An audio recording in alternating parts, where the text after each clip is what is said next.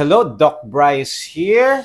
Ngayong magpapasko, the less na sugar, no? Mas mababang asukal na nakakain natin, mas yung cravings natin nawawala. So usually, mga 2 weeks or a month na ginagawa nyo yan, magiging maganda ang taste buds natin. So yung taste buds natin, nag-i-improve. So kung mga salt and pepper ang mga pandagdag lasa sa ating mga pagkain, sumasarap po sila. Pagka nasanay kasi tayo sa mga malalasang pagkain, may mga additives, akala natin walang lasa ang ibang pagkain.